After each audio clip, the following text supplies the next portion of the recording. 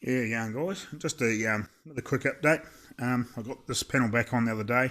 I think I showed you that. And then I flicked a bit of each prime around all where I'd been welding after I got everything all sort of cleaned up and sorted. Now I've just gone back round over it now. It's had a couple of days to sort of let the primer dry since it's so cool.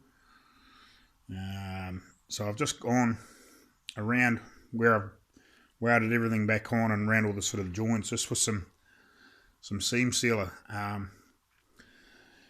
Just mainly just because I'm not 100% sure whether my welds are like a fully waterproof. So and it says it's paintable and you can fill over it and you can sand it and everything's like that. So once it hardens up, so I've gone right around the edge of the window, around here where it's been joined, just around everywhere basically. And then once I get into the final prep, I'll get rid of any excess that I don't really need, and then just smear a little bit of filler over it and just even everything out and make it look nice. Especially on this piece, like it's probably not so critical around here because you don't really see a lot of it.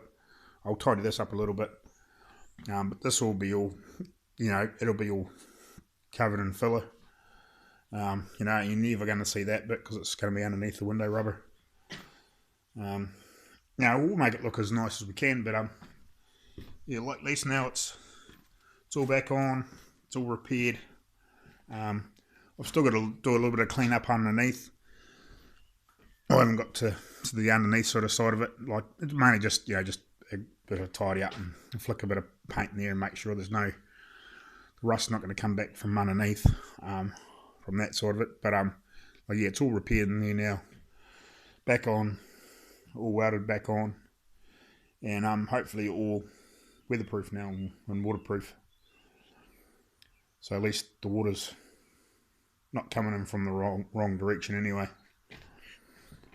Yeah, so in theory, the only water that should get in here is through these holes, and then run back out the drain hole on the sides. And to be honest, like they've actually got pretty reasonable sort of fall in there. Like, apart from getting leaves and garbage in there, that's probably the only reason why these things rot out. Is just because they're not. Probably if you actually sat there with a big hose and a big high pressure hose and let it run through there for a while, even if you did get a little bit of water drip inside, like you're going to flush most of the stuff out. Especially if you're not using these a lot nowadays. It probably wouldn't hurt every now and again. Give that a real good flush out. Run a big reasonably high pressure hose or high flow hose, I suppose, and sort of rinse all that garbage out of there occasionally, just to stop anything building up in there and creating rust and moisture and all those sorts of ugly things we don't want back in our cars. So yeah, that's basically all I've done. So the next thing is I'll hopefully on the weekend, or if I get an early day, if I get an early day off work, I'll do a bit more.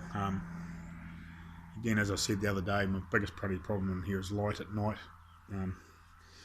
But hey, we're getting there. We're getting there. So hopefully, I'm not far away from really getting into the filling and sanding and priming and all the rest of it.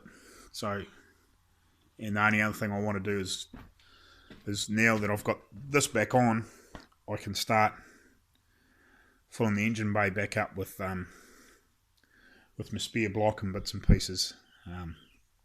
So I can start marking up those headers too before I get too much further into getting this cleaned up too.